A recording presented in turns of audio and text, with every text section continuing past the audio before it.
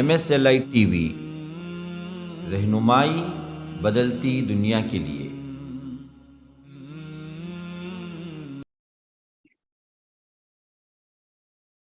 السلام علیکم ورحمۃ اللہ وبرکاتہ۔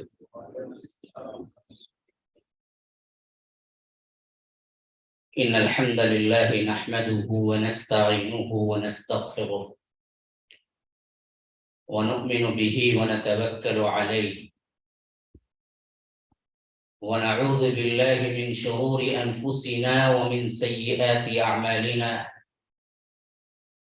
من يهده الله فلا مضل له ومن يضلل فلا هادي له، وأشهد أن لا إله إلا الله وحده لا شريك له، وأشهد أن محمدا عبده ورسوله، أما بعد، فإن خير الحديث كتاب الله، وخير الهدي هدي محمد صلى الله عليه وسلم، وشر الأمور محدثاتها وكل محدثة بدعة وكل بدعة ضلالة وفي رواية وكل ضلالة في النار۔ فأعوذ بالله السميع العليم من الشيطان الرجيم من همزه ونفثه ونفخه، ولا تقف ما ليس لك به علم إن السمع والبصر والفؤاد كل أولئك كان عنه مسؤولا۔ اللهم أرنا الحق حقا وارزقنا اتباعه، وأرنا الباطل باطلا وارزقنا اجتنابه، اللهم علمنا ما ينفعنا وانفعنا بما علمتنا وارزقنا علما، رب اشرح لي صدري ويسر لي أمري واحلل عقدة من لساني يفقه قولي۔ اس اللہ کے نام سے ابتدا جس کے ناموں کی کوئی انتہا ہی نہیں۔ وَلَوْ أَنَّ مَا فِي الْأَرْضِ مِنْ شَجَرَةٍ أَقْلَامٌ وَالْبَحْرُ يَمُدُّهُ مِنْ بَعْدِهِ سَبْعَةُ أَبْحُرٍ مَا نَفِدَتْ كَلِمَاتُ اللَّهِ۔ اس ذات اقدس پر کروڑوں درود و سلام ہوں جو تمام جہانوں کے لیے رحمت للعالمین بن کے آئے تھے۔ اللہم صلی علی محمد وعلی آل محمد كما صليت على إبراهيم وعلى آل إبراهيم إنك حميد مجيد، وبارك على محمد وعلى آل محمد كما باركت على إبراهيم وعلى آل إبراهيم إنك حميد مجيد۔ محترم و معزز اور میرے محسن اور میرے بڑے بھائی شیخ اسد اللہ عثمان مدنی حفظہ اللہ، اور اسی طرح شیخ فاروق حیدر حفظہ اللہ، برادران اسلام، واجب الاحترام بزرگوں، دوستوں، عزیز ساتھیوں، اور اسی طرح جو لوگ لائیو دیکھ رہے ہیں، ناظرین اور ناظرات، اللہ تبارک و تعالی کا بے پناہ احسان ہے کہ اللہ تبارک و تعالی نے ہمیں اسلام جیسی نعمت عطا کی، اور اس نعمت کو رب العالمین نے سب سے بڑا احسان قرار دیا۔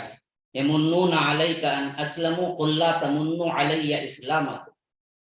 احسان قبول کر کے جب بدوی لوگ یہ کہنے لگے کہ ہم نے اسلام قبول کیا اور احسان جتانے لگے، تو اللہ تبارک و تعالی نے انہیں تنبیہ کی، فرمایا کہ وہ کیا احسان جتانا ہے۔ اللہ تبارک و تعالی نے انہیں اسلام کی توفیق دے کر اللہ نے ان پر احسان کیا۔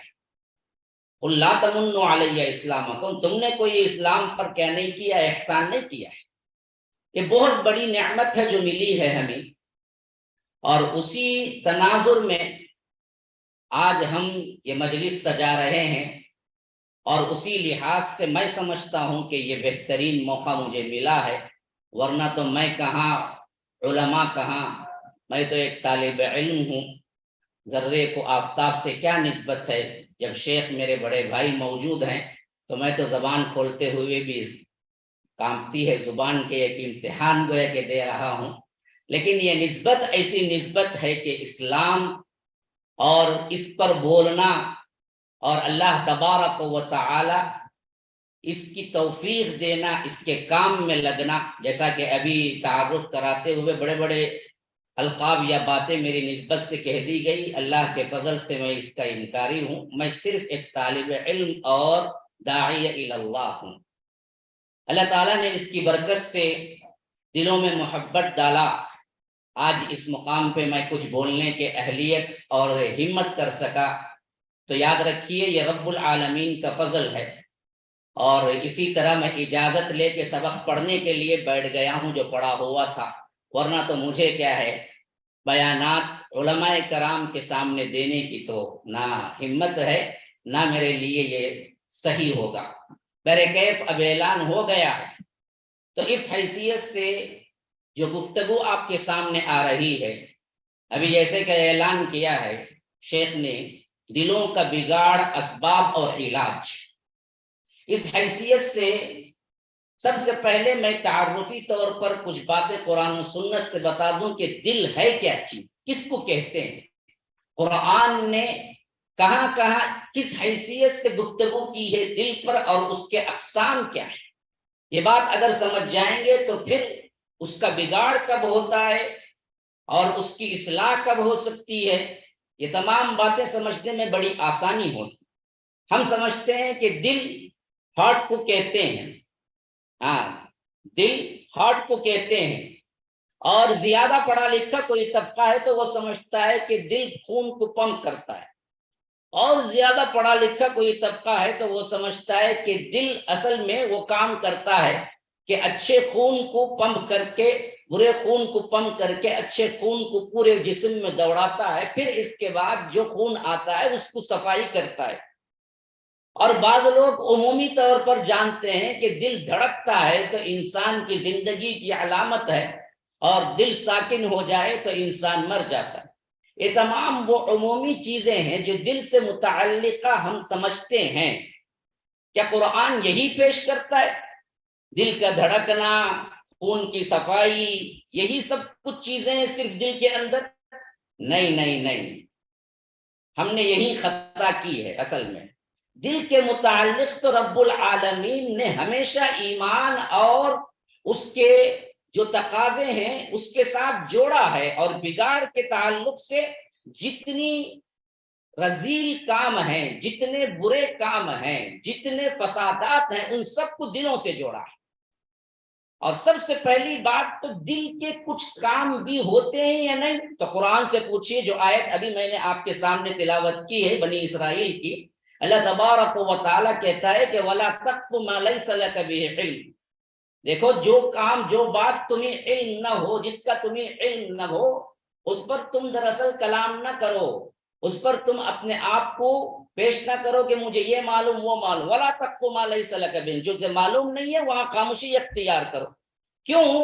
ان السمع، سماعت سننا، والبصر دیکھنا بصر، والفؤاد دل، کل اولئک کان عنہ مسئولا، رب العالمین کے پاس ہر ایک مسئول ہے۔ کیا دیکھا؟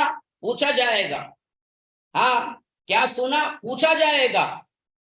یہ تو کام کرتے ہیں، ہم کو معلوم ہے، لیکن فؤاد دل کو کہتے ہیں، تو اللہ تعالیٰ دل کا بھی کیا کام ہے اس سے بھی مسئول ہوگا۔ کیا خواہشیں پنپ رہی تھی، کیا ارادے بن رہے تھے، کیا تم نے سوچا، کیا نہ سوچا، ان تمام چیزوں پر بھی تمہیں پوچھا جائے گا۔ ان السمع والبصر والفؤاد کل اولئک کان عنہ مسئولا، رب العالمین کے پاس سب مسئول ہیں، سب سے سوال ہوگا۔ تو آپ پوچھیں گے دل کا کام بھی کوئی ہے؟ دل تو صرف دھڑکتا ہے، عملاً نہ، دل کا کام ہے۔ دلوں میں تو اصل میں نیتیں بنتی ہیں، دلوں میں تو اصل میں نیتیں بگڑتی ہیں۔ دلوں میں جب بنتا ہے فساد تو باہر زمین میں بھی فساد ہوتا ہے۔ دلوں میں جب ایمان بنتا ہے، امن بنتا ہے، تو باہر زمین میں بھی ایمان اور امن بنتا ہے۔ یاد رکھیے، ظہر الفساد فی البر والبحر بما کسبت ایدی الناس، زمین اور سمندر اور خشکی میں فساد پھیل گیا. کیوں پھیلا جی؟ تمہارے اپنے کرتوتوں کی بنیاد پہ پھیلا, تمہارے اپنے کارناموں کی بنیاد پہ پھیلا. اور اسی طرح الذین آمنوا ولم یلبسوا ایمانهم بظلم واولئک لهم الامن وهم مهتدون, جنہوں نے ایمان کو قبول کیا اور اپنے ایمان کو شرک کے ساتھ آلودہ نہ کیا, اپنے ایمان کو ظلم کے ساتھ آلودہ نہ کیا, اللہ کہتا ہے ان کے لیے ہم نے امن رکھا ہے. ایمان دل کے اندر ہوتا ہے میرے بھائیوں, دکھاوے کا نام ایمان نہیں ہے. تو امن و سلامتی جب دل میں بنتی ہے تو دنیا میں امن و سلامتی ہوتی ہے. امن و سلامتی کے بغیر فساد فی الارض جو ہوتا ہے وہ اصل میں پنپتا دل کے اندر ہے. تو دل کا تو سب سے اہم ترین کام ہے. اسی واسطے علماء سلف کہتے ہیں دل تو اصل میں وہی مقام رکھتا ہے جسم کے اعضاء میں جو مقام اصل میں فوج کا سپہ سالار یا رعایا کے درمیان بادشاہ کا ہوتا ہے. جیسے بادشاہ کے حکم پہ رعایا حرکت کرتی ہے یا سپہ سالار کے حکم پہ جیسے سپاہی حرکت کرتا ہے, بعینی ہی اسی طرح تمہارا دل جو کچھ بھی ارادہ کرتا ہے اسی کو اعضاء و جوارح انجام دیتے ہیں. ہاتھ کان ناک یہ سب کچھ حرکت جو کرتے ہیں وہ دراصل تمہارے دل کی بنیاد پہ, تمہارے دل کے ارادے کی بنیاد پہ ہوتا ہے. تو دل کا مقام سب سے اہم ترین ہے اعضاء کے اندر. ہاتھ ناک کان پاؤں زبان جو کچھ بھی ہے وہ حرکتیں اسی بنیاد پہ کرتی ہیں. تو یاد رکھیے جتنا تمہارے دل کی صفائی کی ضرورت ہے اتنی زیادہ جسم کی صفائی کی نہیں ہے. لیکن ہم بالکل الٹے طریقے پہ چلتے ہیں, ہم جسم کی صفائی پہ بڑا توجہ دیتے ہیں, دل کی صفائی پہ توجہ نہیں دیتے. نہانا دھونا صابن شیمپو میک اپ فلاں فلاں, دیکھیے آج پوری دنیا کس کے پیچھے بھاگ رہی ہے؟ جسم کی صفائی, اسٹائل, اپنی زندگی. خواتین تو بولو مت کہ آدھے آدھے کیا ہے شوہروں کی تنخواہیں صرف اسی پہ گزرتی ہیں, بیچاروں کو اگر معلوم ہو جائے کہ اس میں کچھ نہیں رکھا ہے. اللہ تبارک و تعالی چہروں کی نورانیت اور صفائی اللہ کے کلام اور ایمان میں ہے. تو یاد رکھیے نہ فیئر اینڈ لولی کی ضرورت ہے نہ کسی اور لولی کی ضرورت ہے, صرف آپ کلام اللہ سے وہ نور حاصل کر سکتی ہیں. خواتین جو آپ کے ہزاروں ریال کے کریموں سے نہیں ہو سکتا, لیکن ہم مانتے بھی نہیں ہیں جانتے بھی نہیں ہیں. یہ مسئلہ ہے, جان بھی گئے تو مانتے نہیں ہیں. تو اصل مسئلہ یہ ہے کہ دلوں کی تطہیر یہ نبوت کے اہم ترین کاموں میں سے ایک کام ہے. آپ پوچھئے کیسے؟ ہم قرآن سے پوچھتے ہیں. رب العالمین نے جب رسول اللہ صلی اللہ علیہ وسلم کو بھیجا تو اہم ترین مقاصد میں تزکیہ نفس, دلوں کی صفائی کا ذکر کیا ہے. فرمایا لقد من اللہ علی المؤمنین اذ بعث فیہم رسولا من انفسہم یتلو علیہم آیاتہ ویزکیہم ویعلمہم الکتاب والحکمہ. اللہ نے مومنین پر احسان کیا. کس حیثیت سے؟ آپ کو عدم سے وجود میں بخشا, آپ کو زندگی عطا کی, آپ کو انسان بنایا, آپ کو جانور اور دوسرے مخلوقات میں شامل نہیں کیا. لیکن قرآن کے اندر کہیں لفظ احسان ان باتوں کے لیے نہیں آیا ہے. لیکن اللہ کے رسول کا جو گفٹ دیا صلی اللہ علیہ وسلم, کم از کم جاگ رہے ہیں یا سو رہے ہیں دیکھنے کے لیے میں نے کھڑایا تھا صلی اللہ پہ, کیونکہ بعض لوگ بڑے اچھی طریقے سے نیند کے مزے لے رہے ہیں. ٹھنڈا ٹھنڈا حال ہے, چیئر بھی کیا ہے ماشاء اللہ آپ کو کیا ہے سیٹ والی ملی ہے. ذرا آپ کو کیا لگتا ہے لوری دیے جیسا لگتا ہے کہ چلو جی بیان بھی بہت مزے کا, کان کو سننے کے لائق ہے. اب ذرا ہم نیند لے کے اٹھیں گے. خطبے میں بھی یہ حال ہوتا ہے ہمارا, کبھی کبھی پورا خطبہ سوتا ہے بندہ, پھر اٹھ کے پوچھتا ہے مولوی صاحب آپ ایسے ہی نماز پڑھ لینا, نہیں وضو کر کے نماز پڑھنا. بیوقوف, سویا کیوں؟ سونے کے لیے تو جمعہ خطبہ نہیں ہے نا, سننے کے لیے تو ہے. لیکن ہمارا عجیب مسئلہ ہے, دنیا کے معاملات ہوں,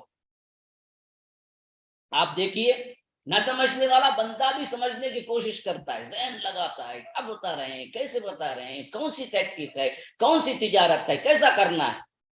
دین کی سطحی اوپری باتیں بھی سمجھاؤ نا, ایک تو ہمارے دماغ کے اندر نہیں جاتی ہے تو بھی ہم سمجھنا نہیں چاہتے. بہت جلدی ہم کو نیند آ جاتی ہے ماشاءاللہ, بہترین سو کے اٹھتے ہیں اور بڑا سکون بھی ہوتا ہے. میں نے آج تک نہیں سنا کوئی بندہ تھیٹر میں سویا. لیکن دین کی محفلوں میں بہت جلدی سو جاتا ہے، کیونکہ ایک تو کیا ہے، فرشتوں کی بھی رحمت ہوتی ہے، اللہ کی بھی سکینت نازل ہوتی ہے، اور جہاں سکون ہوتا ہے وہاں دراصل نیند بھی ہوتی ہے۔ یاد رکھیے اصل چیز، میں ہمیشہ کہا کرتا ہوں، نیند کے لیے سکون چاہیے، اور یہ اس بات کی علامت ہے کہ تھیٹر میں کوئی بندہ سوتا نہیں، لاکھ اس کی مرضی اور خواہشات کے مطابق سین نہ چل رہی ہو، لیکن دل کا سکون اس میں نہیں ہے، اسے نیند نہیں آتی۔ یہ دنیا کی جتنے محفلیں ہیں کسی میں سکون نہیں ہے، ٹھٹا مذاق کرتے ہوئے کسی کو نیند نہیں آتی، لیکن دین کی جو مجلسیں ہیں وہاں نیند آتی ہے۔ یہ ایک بات کی علامت ہے کہ اللہ کے رسول صلی اللہ علیہ وسلم نے سچ کہا کہ ایسی محفلوں پہ اللہ کی سکینت ہوتی ہے، وحفتہم الملائکہ، فرشتے اپنے پروں سے اس محفل کو ڈھانپ لیتے ہیں، بڑا سکون ہوتا ہے، اور جب سکون ہوتا ہے تو نیند آتی ہے۔ جس کو نیند نہیں آتی ڈاکٹر بھی اسے کیا نہیں کرتا، نیند کی گولی دیتا نہیں، اصل میں سکون کی گولی دیتا۔ جب دماغ کے رگوں میں سکون ہوتا تو نیند آتا۔ نیند کی کوئی گولی آج تک نہیں بنا سکا، سکون کی گولی ہی بنایا ہے، اس سے نیند آتی ہے۔ تو یہ محفلیں اصل میں ہم نے کیا کیا، سمجھنے کے اعتبار سے نہیں بلکہ سونے کے لیے بنا دیا۔ یاد رکھیے یہ چیز بالکل غلط ہے، دینی محفلوں کے ساتھ بے ادبی ہے۔ بہرکیف اتنا بولنے کے بعد تو اب کوئی نہیں سوئے گا، میں دیکھ لیا تھا 2-3 سو رہے تھے، اب ان کو تو ہم نہیں بتا سکتے کہ بھائی اٹھو بھائی تم سنو، ایسا تو بول نہیں سکتے، مجلس کے ادب کے لیے خلاف ہے۔ تو میں نے عمومی بتایا کہ بھائی سنو، دیکھو سو مت، اب جو میں کہہ رہا ہوں آپ سنیے۔ اچھا میں کیا کہہ رہا تھا؟ کیمرے صاحب سنانے کے لیے سوال کرتے ہیں نا، نہیں نہیں ایسا نہیں چلتا، آپ بھی کچھ بولیں گے تو میں ہی بولوں گا۔ ہاں ماشاء اللہ، ایک دو تو کم از کم سننے والے مل گئے۔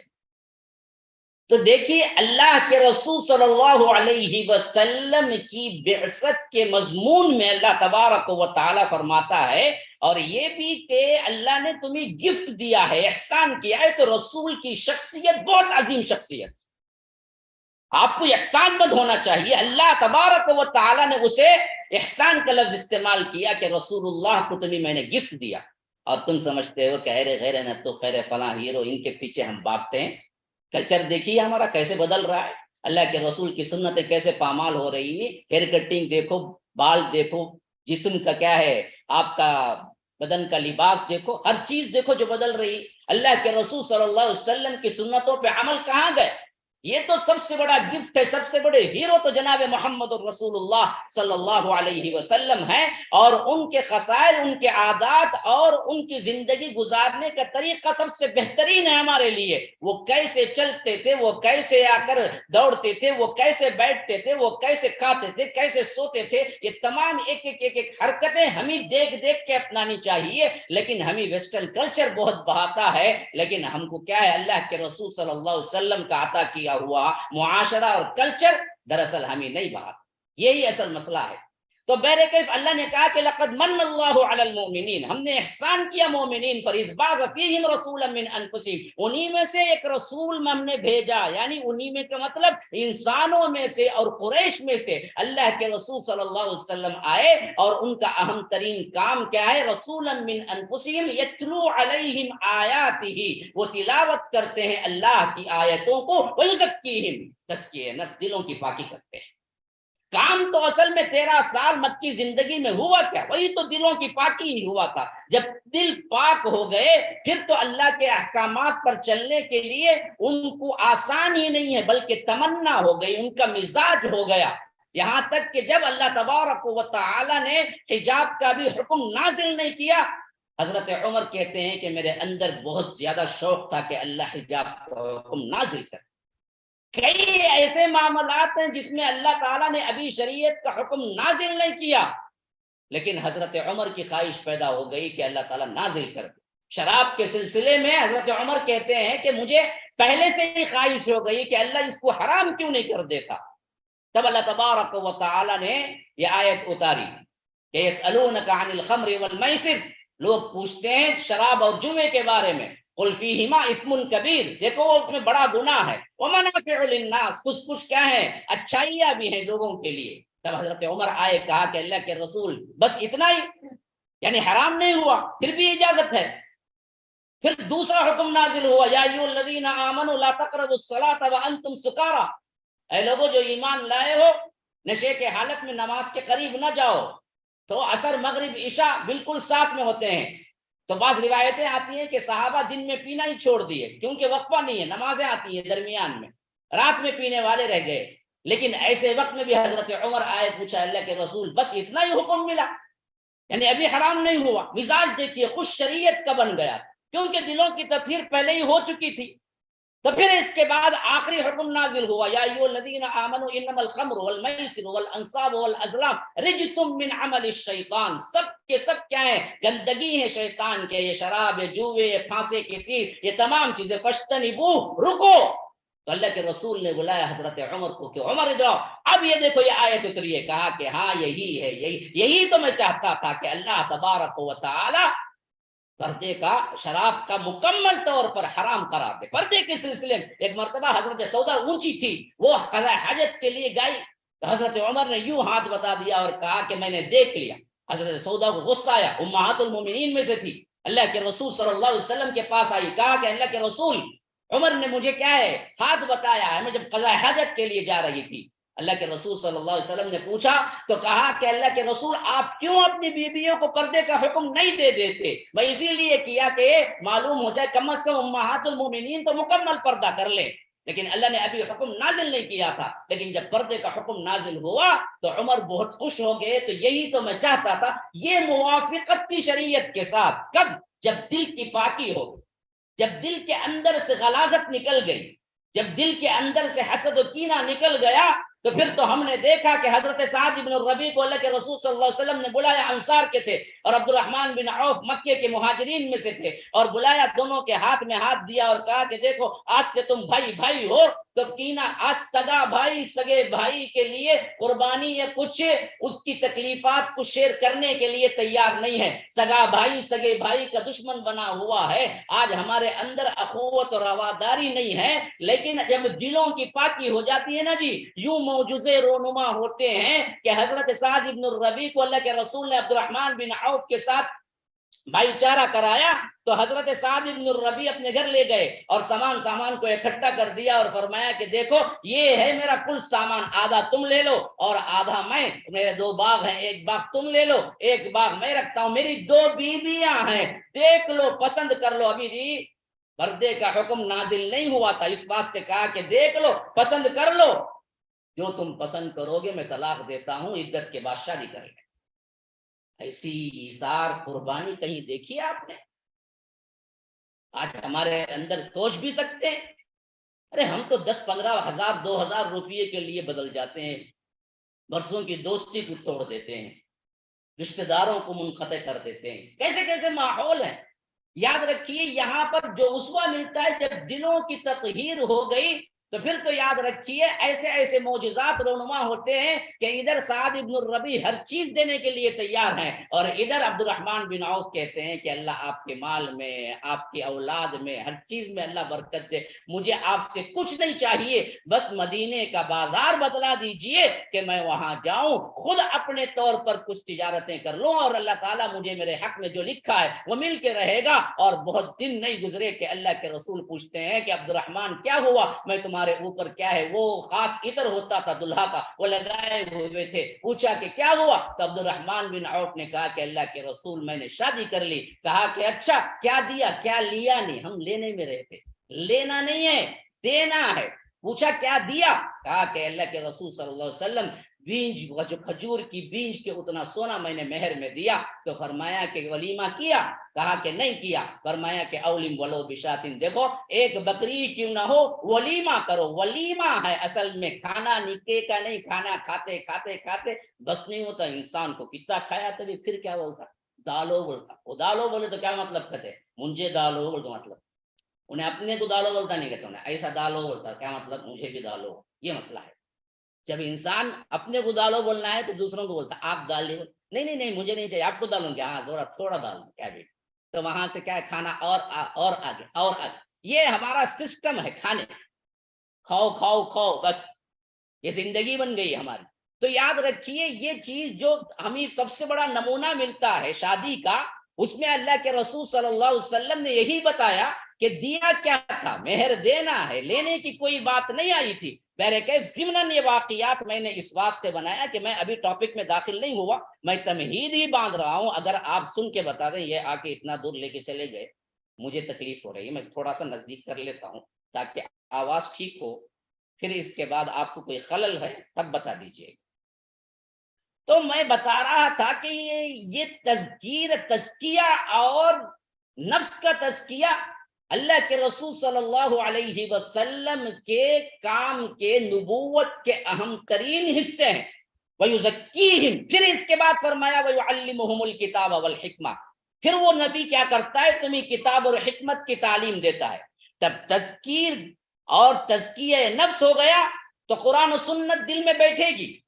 یعلمہم الکتاب والحکمہ بعد میں، پہلے تزکیہ نفس، تزکیہ نفس نہیں ہوا، پھر لاکھ حدیثیں پڑھو، لاکھ قرآن پڑھو، عمل کا آپ کو کوئی شائبہ نظر نہیں آئے گا۔ اسی واسطے ہم دیکھتے ہیں دعائے ابراہیم میں ترتیب الگ ہے۔ اللہ کے رسول صلی اللہ علیہ وسلم کی آمد کے ضمن میں اللہ تبارک و تعالی نے کہا تو اس کی ترتیب الگ ہے۔ دعائے ابراہیم میں ترتیب دیکھیے، حضرت ابراہیم علیہ السلام نے اللہ کے رسول صلی اللہ علیہ وسلم کے لیے دعا کی کہ وہاں فرمایا کہ ربنا وبعث فیہم رسولا من انفسہم یتلو علیہم آیاتک ویعلمہم الکتاب والحکمت ویزکیہم۔ اب ترتیب ذرا غور کرو اچھی طرح۔ یہاں حضرت ابراہیم مانگ رہے ہیں کہ اے اللہ اسی نسل کے اندر، میری نسل کے اندر ایک رسول کو بھیج۔ وہ رسول کیسا ہو؟ یتلو علیہم آیاتک، تیری آیتیں ان کو پڑھ کے سنائے، یعنی لوگوں کو تیری آیتیں سنائے۔ یتلو علیہم آیاتک، پھر کیا کیا؟ وَيُعَلِّمُهُمُ الْكِتاب، کتاب کی تعلیم دے، والحکمہ، حدیث کی تعلیم دے، وَيُزَكِّيهِمْ، اور تزکیہ نفس کرے۔ اللہ نے جب کہا اتارا تو کہا کہ ابراہیم تم نے دعا مانگنے میں ترتیب کچھ بدل دی، ترتیب یہ ہونی نہیں چاہیے تھی۔ ترتیب کیا ہونی چاہیے تھی؟ اللہ نے اتارا لقد من اللہ علی المؤمنین اذ بعث فیہم رسولا من انفسہم یتلو علیہم آیاتہ ویزکیہم۔ آیتیں پڑھ کے جب تزکیہ نفس ہوگا نا، پھر وَيُعَلِّمُهُمُ الْكِتَابَ وَالْحِكْمَةَ، تب دراصل کتاب و حکمت کی تعلیم کام کرے گی۔ اگر تزکیہ نفس آخری میں ہو، پہلے کتاب و حکمت آپ پڑھیں گے تو یہ کتاب و حکمت بارآور نہیں ہوگا، آپ کے اعتبار سے وہ کتاب و حکمت پر عمل نہیں ہوگا۔ اللہ نے ترتیب بدلا دی۔ یہ مفسرین نقطہ بتاتے ہیں اس میں، بات سمجھ آئی؟ بات سمجھ آئی؟ دعائے ابراہیمی میں اور اللہ تبارک و تعالی کے اعلان میں ترتیب بدلی ہے۔ تو یہ ترتیب کیوں ہے؟ یہ اصل میں کیا ہے، تزکیہ نفس جب ہو جائے نا جی، یاد رکھیے پھر تو ہمیں شریعت پر چلنا آسان ہوگا اور ہر برائی سے نفرت بھی ہوگی۔ اچھا اب دوسرے طور پر آپ دیکھیں، نہیں چاہے نہیں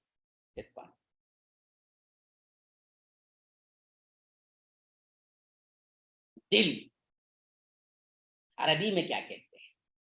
ایک تو لفظ میں نے ابھی استعمال کیا، ان السمع والبصر والفؤاد، فؤاد بھی کہتے ہیں، لیکن عام تو دل قلب کو کہتے ہیں، عربی میں اسے قلب کہتے ہیں۔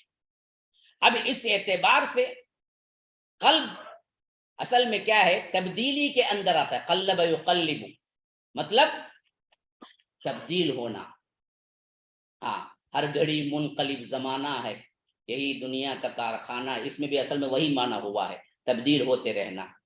کیوں؟ قلب میں ارادہ بدلتا رہتا ہے، ایک ارادہ آیا ایک ارادہ گیا، ایک ارادہ آیا ایک ارادہ گیا، اس اعتبار سے وہ قلب کہلاتا ہے۔ یہ قلب اللہ تبارک و تعالی جب اس کا استعمال کرتا ہے تو فرمایا فَإِنَّهَا لَا تَعْمَى الْأَبْصَارُ وَلَكِنْ تعمل قلوب التي في الصدور۔ قلب کی جمع قلوب ہے، قلب سنگولر ہے، قلوب پلورل ہے۔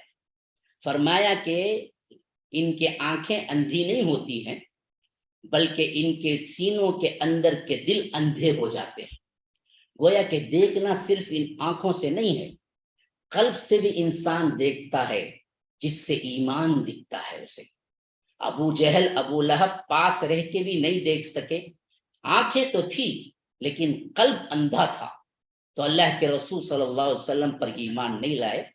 عبداللہ ابن ام مکتوم کی آنکھیں نہیں تھی، اندھے تھے، لیکن قلب کی آنکھیں تھی تو انہوں نے اللہ کے رسول صلی اللہ علیہ وسلم کو پوری زندگی نہیں دیکھا، لیکن ایسے ایمان لائے ان کی مدح میں ایک مرتبہ اللہ کے رسول نے تھوڑا سا اعراض کیا، تھوڑا سا بے توجہی کی جب وہ آئے تھے تو اللہ نے عبس کے پوری 10 آیتیں نازل کر دی کہ آپ کو یہ نہیں کرنا چاہیے تھا۔ عبس وتولی ان جاءہ الاعمى، اللہ کے رسول صلی اللہ علیہ وسلم آپ جی بجبی ہوئے، آپ کے پیشانی پہ شکنیں پڑی اس واسطے کہ ایک نابینا آپ کے پاس آیا، تنبیہن پوری 10 آیتیں نازل ہوئی۔ اسی واسطے روایتوں میں آتا ہے کہ جب کبھی عبداللہ ابن ام مکتوم آتے تو اللہ کے رسول صلی اللہ علیہ وسلم ان کے لیے خصوصیت کے ساتھ جگہ بناتے، کہتے کہ آؤ آؤ، یہ وہ شخص ہیں جن کی مدح میں، جن کی تعریف میں اللہ نے 10 آیتیں اور مجھے تنبیہ کی کہ جب وہ آئے تو آپ نے بے توجہی کیوں کی۔ ہم بھی کرتے ہیں نا، یہ کبھی کوئی پسند نہیں ہوتا جس سے ملنا، وہ آ گیا سامنے تو ہمارے بھی کیا ہے، چہرے پر پیشانی پہ شکنیں پڑتی ہیں، اسی سے ہے عبس، پیشانی پہ چھکنے پڑ۔ تو فرمایا کہ عبس وتولی، آپ کے پیشانی پہ کیوں چھکنے پڑی، کیوں آپ ناراض ہوئے؟ اس واسطے کہ ایک نابینا آپ کے پاس آیا۔ تو یاد رکھیے، آنکھ تو نہیں تھی لیکن دل کی جو آنکھیں تھی وہ بہت ہی خوبصورت تھی۔ تو معلوم ہوا کہ دل بھی دیکھتا ہے، تو ایک ہے آنکھوں والا دل، اس کا اپوزٹ مانا کیا ہوا؟ ایک وہ دل ہے جو دل آنکھوں والا ہے، ایک وہ دل ہے جو دل اندھا ہے۔ اندھا دل دنیا تو دیکھتا ہے لیکن ایمان اور اسلام آخرت اس کو دکھتی نہیں، لیکن وہ دل جس میں آنکھیں ہوتی ہیں اسے پوری دنیا بھی سجا دیا جائے تو اس کو دنیا دکھتی نہیں، ہاں اللہ تبارک و تعالی کی جنت و آخرت دکھتی۔ الحسنہ یونیورسٹی، یہ ہے پلاٹ اس طرح، یہ 4 ایکڑ کی زمین ہم نے کیا یونیورسٹی کے لیے مخصوص کر دی ہے، پورے 4 ایکڑ، اور ادھر ہم نے 20 پلاٹ بنائے ہیں، صرف 20 پلاٹ۔ یہ بہترین اپرچونٹی ہے ان لوگوں کے لیے جو دنیا و آخرت میں فلاح چاہتے ہیں، ہاں واقعتاً، کیونکہ اس کے بعد جب یونیورسٹی آ جائے گی اور اس کے بعد اس کی قیمت یا اس میں ہم چاہ کے بھی جگہ نہیں دے سکتے، لیکن اب ہم نے اس کے لیے 20 پلاٹ بنائے ہیں اور ہر پلاٹ 21 سینٹ کا ہے، یعنی 9200 اسکوائر فٹ کا ایک پلاٹ ہے، 9000، تقریباً 4 گراؤنڈ بنتے ہیں۔ اس میں کیا کیا ہم دیں گے آخری صفحے پہ، اس کے اندر ہم مسجد لائیں گے پلاٹ خریدنے والوں کے لیے، اور ساتھ میں جدید ٹیکنالوجی کے جو ضروری اشیاء ہیں جم وغیرہ وہ بھی لائیں گے، اور اس کے ساتھ ساتھ اس کے اندر ایک کلب ہاؤس ہوگا، ایک نساء کے لیے، عورتوں کے لیے الگ سے بیانات کے لیے ان کے لیے الگ سے ایک کالج ہوگی، اور اسی طرح مردوں کے لیے کالج ہوگی، کلیے مختلف ہوں گے، ان کلیات کو جوڑ کر یونیورسٹی لیول تک پہنچے گی یہ، اور انشاءاللہ العزیز اس کے ساتھ ساتھ 24 آورس 24/7 سیکیورٹی کا انتظام ہوگا، اور سوئمنگ پول ہوگا، اور اس کے ساتھ ساتھ آپ دراصل گارڈننگ وغیرہ کرنے کا شوق ہے تو آپ اپنی زمین میں گارڈننگ کر سکتے ہیں، کیونکہ 10,000 اسکوائر فٹ ملتا ہے، تقریباً آپ اس میں سے 1000 یا 2000 یا 3000 بھی آپ اپنا گھر بنا لیں،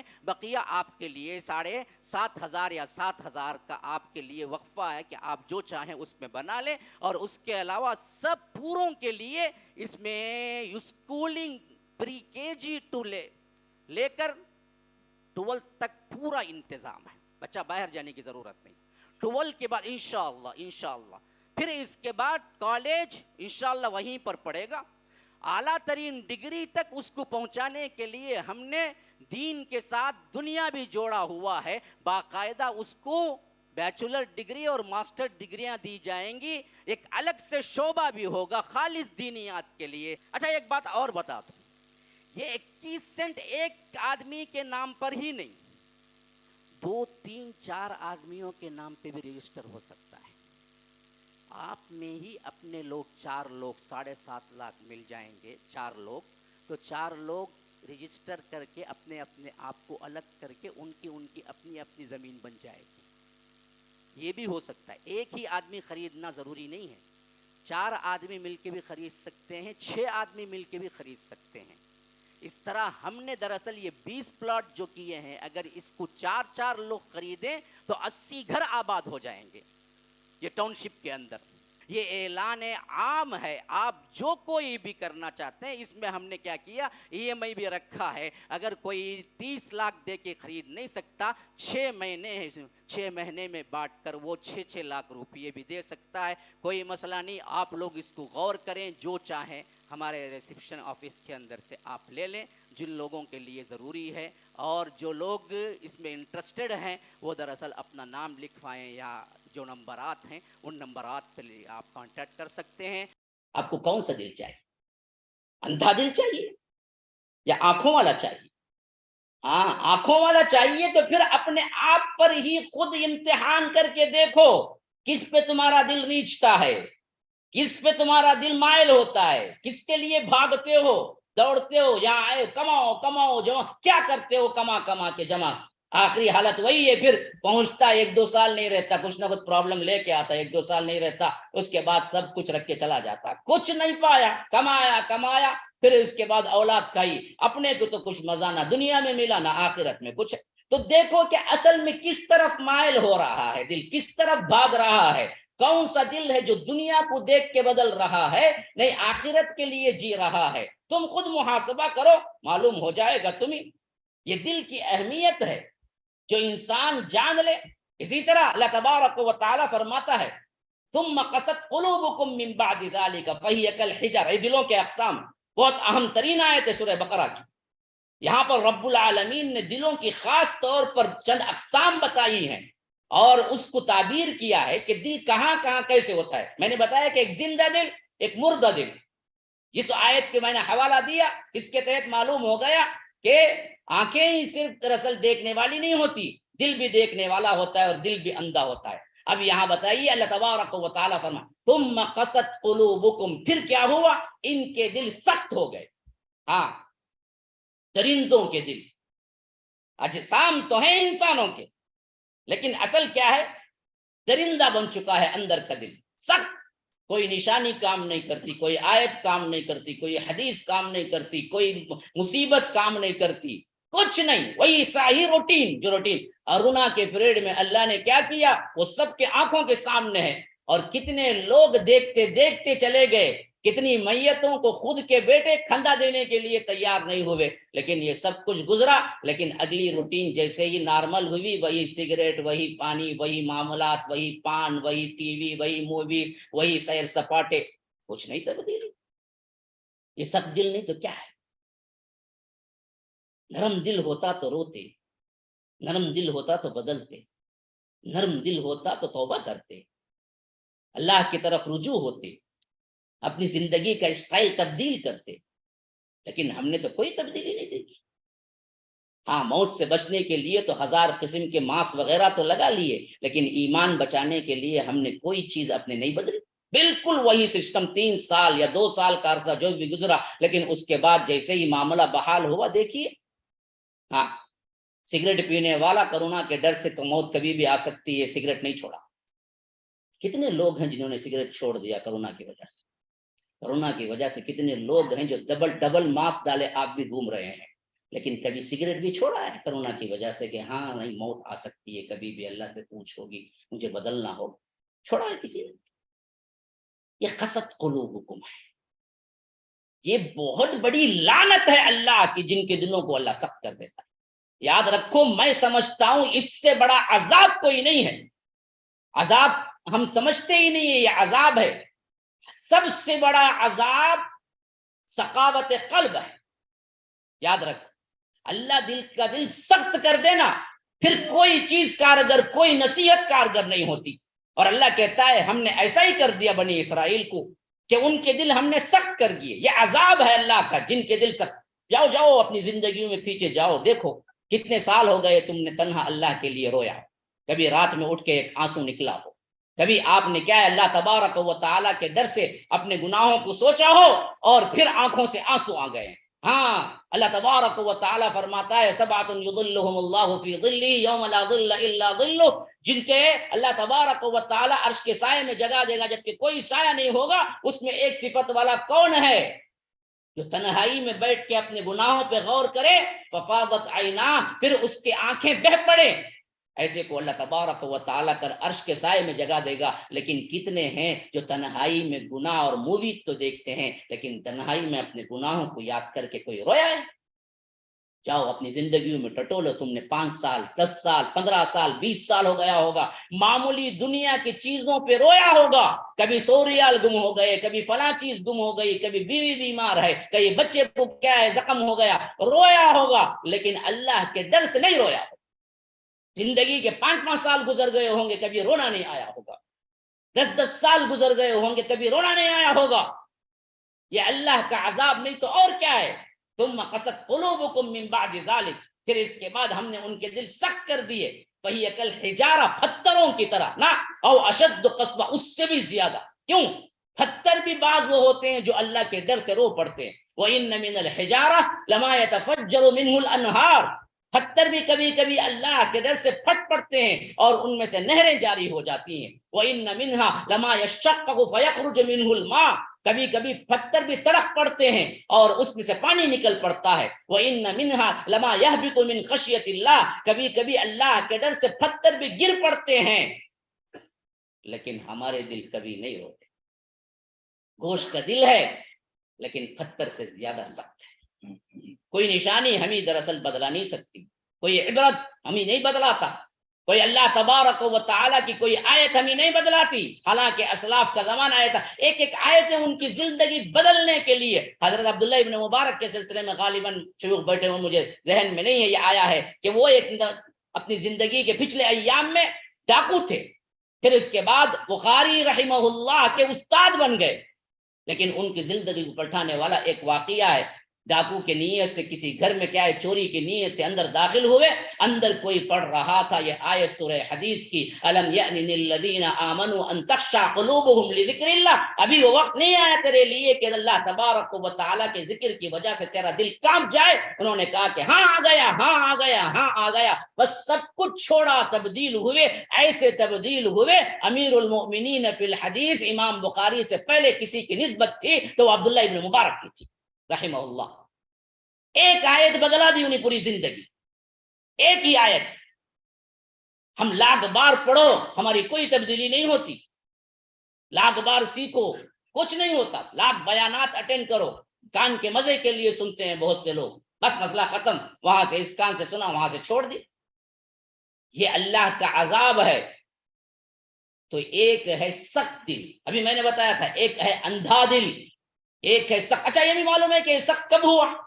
دیکھیں اس سے پہلے اسی میں واقعہ بھی آیا ہے. ہوا یہ تھا کہ بنی اسرائیل میں ایک شخص نے کیا کیا, ایک کو قتل کیا, اور قتل کرنے کے بعد الزام اس پر نہ آئے, وہ کسی اور کے دروازے پہ لاش پھینک دیا. صبح ہوئی, معاملہ حضرت موسیٰ علیہ السلام کے پاس پہنچا. حضرت موسیٰ علیہ السلام نے اللہ سے دعا کی, اللہ تعالیٰ نے حکم دیا ان تذبحوا بقرہ, مشہور واقعہ ہے, ہاں ایک گائے ذبح کرو. اب انہوں نے کیا ہے ہیلے بہانے کیے, کون سی گائے, کیا گائے, وہ لمبا واقعہ ہے کیونکہ اصل میں وہ موضوع نہیں ہے, مجھے بتانا مقصود ہے کہ اللہ نے یہ کب کیا ان لوگوں کے دل سے.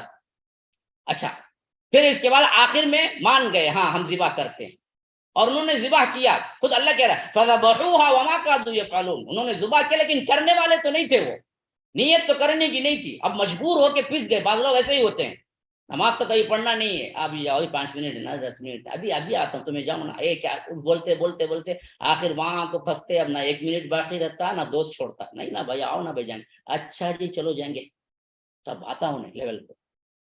تو پڑھنا تو نہیں چاہتا, مجبور ہو گیا پڑھنے کے لیے, آ گیا. وہی حالت یہاں پر بھی اللہ تعالیٰ کہتا ہے فَذَبَحُوهَا وَمَا كَادُوا يَفْعَلُونَ, انہوں نے ذبح تو کیا لیکن اصل میں یہ کرنے والے نہیں تھے, حالت ان کی یہ تھی.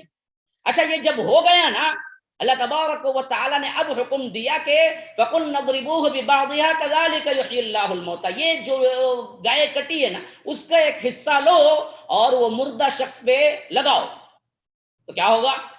ہوا یہ کہ فوری طور پر وہ زندہ ہو گیا. زندہ ہو کے کہا کہ فلاں ہے نا انہیں قتل کیا مجھے, تو بولا پھر مر گیا. کتنی بڑی نشانی. ایک تو مردہ گائے کو ذبح ہو گیا, اسے جان نہیں, اللہ نے اس کے ایک عضو کو لو بولا, اور اس کے عضو کو جو مرا ہوا تھا اسے لگاؤ بولا، فقل نضربوہ ببعض، پھر ہوا کیا، کذالک یحیی اللہ، اسی طرح ہم کیا ہے مردوں کو زندہ کرتے ہیں. وہ اٹھ کے کھڑا ہو گئے اور باقاعدہ بتایا اس نے فلاں قتل کیا ہے اور مر گیا. پھر کتنا بڑا معجزہ ہے. جو لوگ آخرت پر یقین نہیں رکھتے، جو لوگ قبر کی زندگی پر یقین نہیں رکھتے، جو لوگ برزخ کی زندگی پر یقین نہیں رکھتے، ان سب کو کھلا ہوا ثبوت سامنے ہے کہ مرا ہوا کھڑا تھا اور ایک مرے ہوئے، ایک ذبح ہوئے گائے کے گوشت کے ٹکڑے میں زندہ ہو گیا صرف اللہ کے حکم سے. اتنی بڑی نشانی دیکھنے کے باوجود بھی یہ بدبخت ترین قوم اللہ کے رسول حضرت موسیٰ علیہ السلام کی فرما برداری میں نہیں آئی. تب جا کے اللہ نے کہا ثم قست قلوبکم، جب زمانہ گزرا یہ لوگ سدھرے نہیں، پھر اللہ نے انہیں لعنت کے طور پر، عذاب کے طور پر ان کے دلوں کو سخت کر دیا. یاد رکھو تب جا کے یہ ہوا. آج ہمارے دل بھی سخت ہے تو وجوہات یہی ہے میرے بھائی. اللہ کی نشانیوں سے ہم نہیں بدلے. اللہ نے جو تنبیہات کی ہیں اس کو دیکھ کے سدھرے. اللہ تبارک و تعالی نے زندگیوں میں مصائب و آلام دیے تو اس واسطے نہیں کہ روک لاؤ، اس واسطے کہ رجوع اللہ، اللہ کی طرف پلٹو. اب تو سال گزر گئے، عمریں نکل گئی، لیکن بدلاؤ نہیں. 60 سال کا بڈھا اٹھتے ہی شیونگ کرا، تجھے کون دیکھنے آتے ہیں، کون لڑکی دینے جاتے ہیں، اب تیرا مسئلہ کیا ہے؟ اب تو ہو گئی نا زندگی، اب تو کم از کم رکھ لینا بھائی. اب تو قبر میں پاؤں لٹکائے ہوئے ہیں نا، اب تو بدلو. ہاں حدیث میں آتا ہے جس کو اللہ تعالیٰ 60 سال دینا پھر اس کے بعد کوئی ایکسکیوز قبول نہیں کرے گا کل قیامت کے. اگر وہ کہے کہ اللہ مجھے نہیں معلوم تھا، اللہ میں عمل نہیں کیا، تو اللہ پوچھے گا بدبخت میں نے تجھے 60 سال نہیں دیے؟ 60 سال مکمل پوری زندگی میں نے تجھے دی تھی، بس اتنا کافی نہیں تھا تجھے دیکھ کے اللہ کی طرف پلٹنے کے لیے؟ 60 سال کے تجربے، 60 سال کی زندگی کے باوجود بھی تو نہیں پلٹا، تو اللہ کوئی عذر اس سے قبول نہیں کرے گا. تو ہماری حالتیں کیوں ایسی ہیں کہ ہمارے دل اندر سے سخت ہو گئے. یہ سختی اللہ تبارک و تعالی نے اس وقت طاری کرتا ہے جب اللہ تبارک و تعالی کی نشانیوں کو دیکھنے کے باوجود، قرآن اور حدیث پڑھنے کے باوجود عمل نہیں کرتا، انسان بدلتا نہیں. اچھا، اور اسی طرح ایک اور خاص طور پر ذکر آیا ہے، دلوں کے اندر رب العالمین بطور عذاب کے نفاق ڈال دیتا ہے. وہ کب؟ سورہ توبہ کے اندر اس کی تفصیل آئی ہے کہ اللہ تبارک و تعالی فرماتا ہے کہ جب اللہ تبارک و تعالی کے پاس بندے دعا کرتے ہیں کہ اللہ مجھے یہ دے، مجھے وہ دے، یہ نعمت دے، یہ پیسہ دے، وہ بنگلہ دے، یہ حاجت پوری کر دے، اللہ تو مجھے فضل و کرم سے نوازا تو میں بھی تیری راہ میں بڑا خرچہ کروں گا، میں بھی تیری راہ میں لٹاؤں گا، میں بھی کیا ہے سخاوتیں کروں گا. فلما آتاہم من فضلہ، پھر اللہ تبارک و تعالی ان کی دعائیں سن کر ان پر فضل کر دیتا ہے. بخیلوا بھی، بالکل بخالت کر لیتے ہیں، بالکل بخیل بن جاتے ہیں، جتنے وعدے کیے سب بھول جاتے ہیں اللہ سے. آج بھی ہماری حالت دیکھو یہی ہے. مصیبتیں آتی ہیں تو رات رات بھر دعائیں چلتی ہیں، رات بھر رونا چلتا ہے، اللہ یہ مصیبت کو ٹال دے، یہ ایسے ہو جائے. کیا ہے کبھی کیا ہے باپ ایڈمٹ ہے اور بول دیا ڈاکٹر آخری وقت ہے دعائیں کر لو. اب دیکھو گھر کی حالت کیا ہوتی ہے، کیسے کیسے لوگ کیا کیا نہیں کرتے.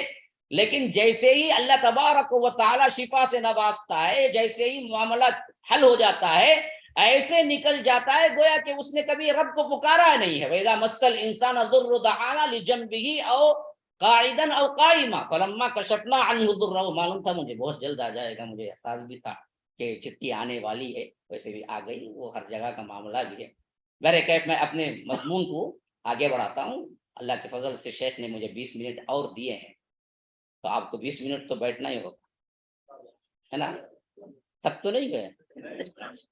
تو میں بتا رہا تھا کہ جب مصیبتیں پڑتی ہیں تو دعائیں بڑی ہوتی ہیں، لیکن جب مصیبتیں ٹل جاتی ہیں تو ایسے بندہ نکل جاتا ہے مر کعلم یدعونا الی ضر مسہ، ایسے نکل جاتا ہے کبھی اس نے کیا ہے دعا کی نہیں، کوئی مصیبت اسے پہنچی ہی نہیں ہے. تو یہ حالت بھی عمومی طور پر دلوں کے بگاڑ اور دلوں کو رب العالمین بدلا دینے کی وجہ بن جاتی ہے. تو اللہ کہتا ہے کہ فلما آتاہم من فضلہ بخلوا بہ، وَتَوَلَّوْا وَهُمْ مُعْرِضُونَ، جب اللہ ان پر دے دیتا ہے ان کی دعاؤں کے بدلے میں وہ چیزیں جو وہ مانگتے ہیں، فضل کرتا ہے تو وہ بخیلی اختیار کرتے ہیں اور بدل جاتے ہیں، تو پھر اللہ تبارک و تعالی ان کے دلوں کو کیا کرتا ہے؟ نفاق بطور عذاب کے ڈال دیتا ہے۔ یا اللہ ہم سب کو اس سے عافیت دینا، کیونکہ ہم یہ گناہ بہت کرتے ہیں۔ اللہ کہتا ہے پھر میں بطور عذاب کے ان کے دلوں میں نفاق ڈال دیتا ہوں۔ یہ میرا جملہ نہیں ہے، یہ رب کا جملہ۔ فرمایا کہ فَأَعْقَبَهُمْ نِفَاقًا فِي قُلُوبِهِمْ إِلَى يَوْمِ يَلْقَوْنَهُ بِمَا أَخْلَفُوا اللَّهَ مَا وَعَدُوهُ وَبِمَا كَانُوا يَفْعَلُونَ۔ پھر ہم اس کے تعاقب میں اس کے پیچھے نفاق کو لگا دیتے ہیں۔ فَأَعْقَبَهُمْ نِفَاقًا فِي قُلُوبِهِمْ، اس کے دل کے اندر ان کے دلوں کو نفاق ڈال دیتے ہیں۔ کب تک یہ نفاق؟ کسی دعا سے نہیں نکلتا پھر یہ نفاق، الی یوم یلقونہ، یہاں تک کہ وہ میری ملاقات کو پہنچ جاتے ہیں، قیامت تک اسی پہ منافق بن کے مرتا ہے۔ یہ نفاق کی جتنی شکلیں ہم دیکھتے ہیں اپنی زندگی میں، نماز منافق کے لیے بہت بھاری ہوگی۔ وَإِذَا قَامُوا إِلَى الصَّلَاةِ قَامُوا كُسَالَىٰ يُرَاءُونَ النَّاسَ، پڑھتا بھی ہے تو لوگوں کو دکھانے کے لیے، ہماری کیفیتیں وہ نہیں ہے۔ دیکھ لیجیے نفاق، اس کی علامت آیت المنافق ثلاث، اذا حدث کذب واذا وعد اخلف، یہ چیزیں نہیں ہیں ہمارے پاس۔ 3 نشانیاں ہیں نفاق کی، منافق کی۔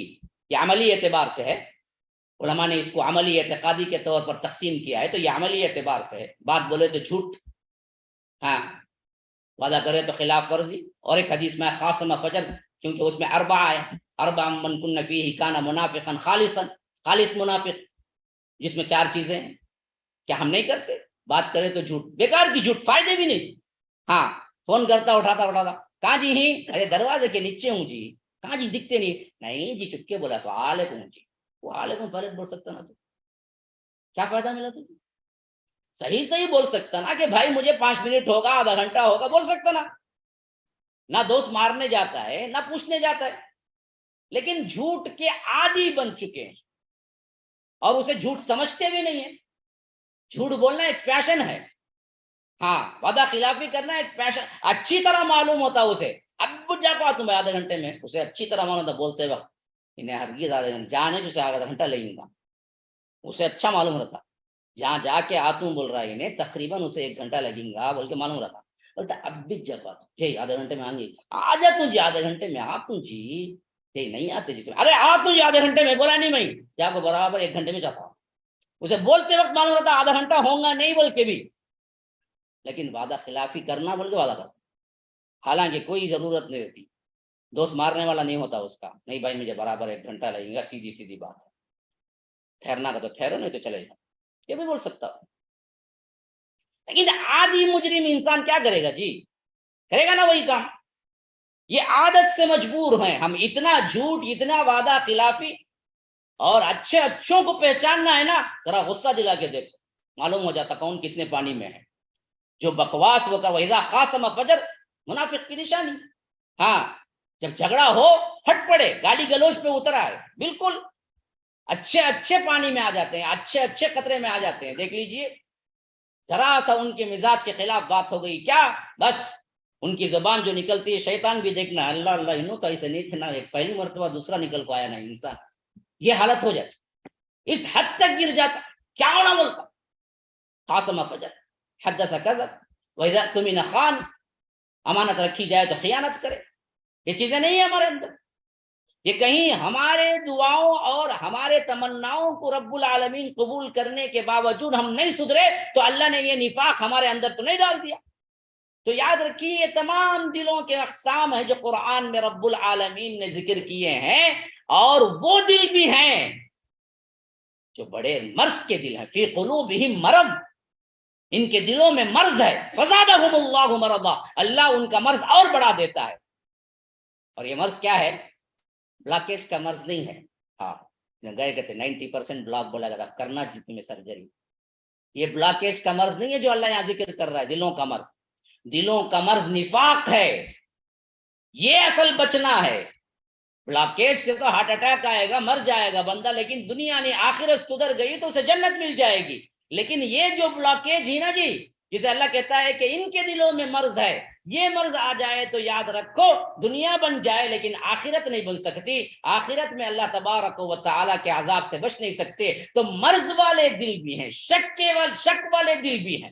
ہاں, جن کے دلوں میں بیماری ہے. بعض بیماریاں دکھنے میں آتی ہیں, بعض نہیں دکھنے میں. یہ دکھنے میں نہیں آتی لیکن ہے بیماری بہت بڑا. اور اسی کے کیا ہے بھائی بہن, تکبر, خود غرضی, یہ سب اسی کے بھائی بہن ہیں جو ہمارے دلوں میں ہے. یاد رکھو یہ سب دکھنے میں نہیں آتی لیکن باقاعدہ 100% ڈوبے ہوئے ہوتے ہیں. اور انسان سمجھتا ہے کہ مجھے تو کچھ نہیں ہے, میں تو 5 وقت کا نمازی ہوں, پکا روزے دار ہوں, سیدھے پہنچتے ہی مجھے کیا ہے جنت کے بلاوے آئیں گے. لیکن عملاً کچھ نہیں ہے. تو یاد رکھیے یہ اقسام ہیں دلوں کے. مرض والے دل, مردہ دل, سخت ترین دل, یہ سب قرآن میں رب العالمین نے ذکر کیا ہے. لیکن ایمان والے دل کیا ہوتے ہیں؟ انما المؤمنون الذین اذا ذکر اللہ وجلت قلوبہم, یہ ایمان والے دل. یہ دل بھی ہیں, ذرا ٹٹول کے دیکھ لیں آپ. اس کے لیے کسی کے پاس جا کے پوچھنے کی ضرورت نہیں ہے. بولے صاحب دیکھا ہو میرا نفس پکڑ کے بول کے دیکھو مجھے کیا میرا ایمان والا دل ہے نہیں ہے بول کے. یہ تم اپنے اوپر جانچ کر کے دیکھ سکتے ہو یہ ایمان والے دل ہے یا نہیں ہے. کیا نشانی ہے اس کی؟ فرمایا کہ انما المؤمنون الذین اذا ذکر اللہ, مومنین یہ ایسے ہوتے ہیں جب اللہ کا ذکر ان کے سامنے کیا جاتا ہے. ہاں, وجلت قلوبہم, کانپ جاتے ہیں اللہ کے ڈر سے. وَإِذَا تُلِيَتْ عَلَيْهِمْ آیَاتُ, اور ان پر اللہ کی آیتیں پڑھی جاتی ہیں, قرآن کی آیتیں پڑھی جاتی ہیں. زَادَتْهُمْ ایمانا, ان کا ایمان بڑھ جاتا ہے. وَعَلَىٰ رَبِّهِمْ يَتَوَكَّلُونَ, اور اپنی زندگی میں صرف اور صرف اللہ پر توکل کرتے ہیں. یہ نشانیاں تمہارے اندر ہیں تو پھر ایمان والے تھے. کبھی تم نے قرآن پڑھتے ہوئے رویا ہے؟ بتاؤ. پہلے قرآن ہی پڑھتا نہیں ہے, پڑھا تو بھی اردو کے سر کا پڑھتا ہے, یاسین والقرآن الحکیم انک لمن المرسلین. انک لمن المرسلین بولے تو اللہ کے رسول, آپ رسولوں میں سے نہیں ہیں. صحیح طریقے سے پڑھے, انک لمن المرسلین پڑھیں گے تو حقیقت میں لام تاکید کا ہے کہ حقیقت میں آپ رسولوں میں سے ہیں. ہم کو پڑھنا ہی نہیں آتا پہلے. یہاں 10 15 گھنٹے لگاتا ہے کام کے لیے. یہ سینٹرز, یہ دعویٰ سینٹرز جو بنے ہوئے ہیں, یہاں پر جو دروس ہیں, یہاں پر جو کچھ یہاں پر کاروائیاں ہو رہی ہیں, یہاں قرآن سکھایا جا رہا ہے, دورہ علمیہ ہے, یہاں کتنے لوگ شامل ہو جاتے ہیں. اور دیکھیے ہماری حالت دیکھیے, یہاں آ کے بھی بندہ کماؤ جماؤ میں لگا رہتا ہے. یہاں آپ کو اسٹیپ بائی اسٹیپ, آپ کو قدم قدم پہ مسجدیں ملے گی, قدم قدم پر دروس ملیں گے, قدم قدم پر سینٹر ملیں گے, لیکن وہاں سے بھی فائدہ اٹھانے والے کتنے لوگ ہیں جی؟ 25. جبکہ اجنبی کتنے ہیں یہاں پر؟ ہزاروں لاکھوں. لیکن کوشش میں جمتے کتنے ہیں؟ 30 35, بہت زیادہ ہو گئے.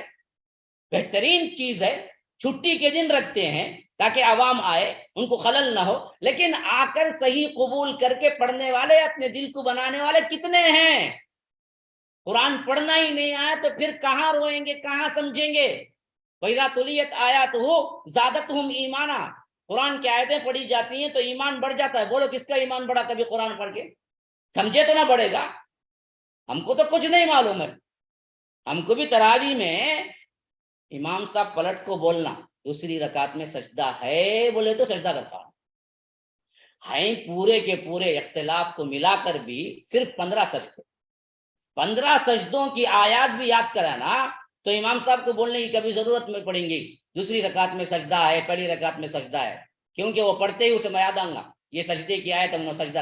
انہوں کبھی تبھی انہوں یاد کرنے کے پریشانی میں آتے, کبھی تبھی انہوں آگے بھول کو کھڑ گئے اللہ اکبر, اس کے بعد ان کو سجدے کی آیت, انہیں سجدے میں گئے تو انہیں جھاک کو دیکھتا کیا جی چلے گئے, انہوں رکو میں جانا تھا, کہاں تبھی چلے گی لے گی, گم ہو گیا نا انہوں. کیوں؟ انہوں بولے نہیں تو اسے معلوم نہیں ہوتا. اور اس کے بعد جھگڑا الگ, کہیں جی بولے نہیں تمہیں بولنا تھا نہیں گا جی, ہم نے کہا سجدہ کریں گے. سو ارے ہیں 15 ہے سجدے یاد کر لو, مسئلہ ختم. لیکن نہیں, ہم نے سیکھنا ہی چھوڑ دیا ہے اور فری کورسز رکھ کے انعامات دے کے یہ حالت ہے. اگر یہ دور علمیہ وغیرہ میں سنا شیخ چلا رہے ہیں, اگر اس کو رکھ دیا جائے کہ 2000 ریال فیس, ایک بندہ بھی نہیں ہوں, ہاں 100 ریال بھی رہے تو نہیں آنا. تو ریال کی تو اہمیت ہے ہمارے پاس, علم دین کی کوئی اہمیت نہیں ہے. تو ہم پڑھتے ہی نہیں ہیں. تو سمجھیں گے کہاں سے؟ ایمان والا دل اگر دیکھنا ہے آپ کو کہ دیکھو یہ تلاش کر کے دیکھو، اللہ تبارک و تعالیٰ کا ذکر ہوتا ہے تو کیا ہمارے دل ڈر جاتے ہیں؟ قرآن پڑھتے ہیں تو کیا ہمارا ایمان بڑھتا ہے؟ مصائب و آلام آتے ہیں تو اللہ پر توکل کر کے ہم اپنی زندگی گزارتے ہیں؟ نہیں یہ خبر کا سجدہ، وہ خبر کا سجدہ، یہ جھنڈا وہ جھنڈا، موسیٰ شاہ قادری، کالے شاہ ولی، علی حجویری، وہاں پاکستان میں ادھر ادھر کتنے ہیں جہاں پر کیا ہے لوگ جا کے پکار کے سمجھتے ہیں کہ ہمارے مصائب و آلام دور ہو جائیں گے، جبکہ کوئی نہیں ہے۔ بعض تو اس حد تک گر جاتے ہیں وَإِذَا ذُكِرَ اللَّهُ وَحْدَهُ اشْمَأَزَّتْ قُلُوبُ الَّذِينَ لَا يُؤْمِنُونَ بِالْآخِرَةِ وَإِذَا ذُكِرَ الَّذِينَ مِن دُونِهِ إِذَا هُمْ يَسْتَبْشِرُونَ۔ ایسے بھی بدبخت ہوتے ہیں جس میں خالص اللہ کا ذکر کیا جاتا ہے تو ان کو بڑا گراں گزرتا ہے۔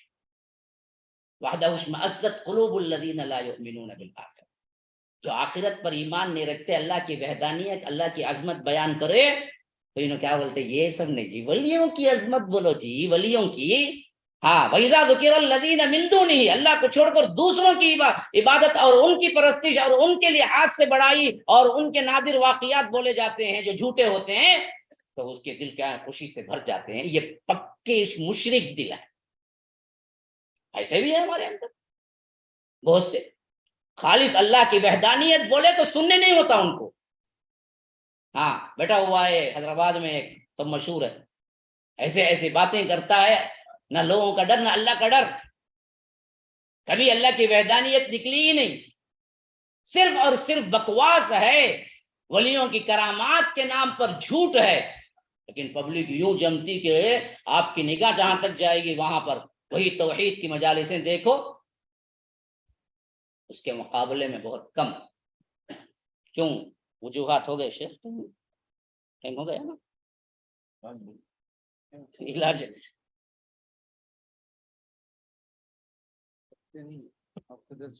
نہیں تھکنا نہیں ہے، ٹائم بھی تو ہونا چاہیے نا۔ تو یہ بھی ایک دل ہے، تو آپ منتخب کریں اپنے دلوں کو، کیسے ان نشانیوں کے ذریعے منتخب کریں اپنے اندر کے دل کو۔ کہاں ہیں آپ؟ اندھا دل ہو چکا ہے یا سخت ترین دل ہو چکا ہے یا مرض والا دل ہو چکا ہے، بیمار دل ہو چکا ہے؟ یاد رکھو پھر تو اللہ تبارک و تعالیٰ کی طرف پلٹ۔ اب علاج کیا ہے اس کا؟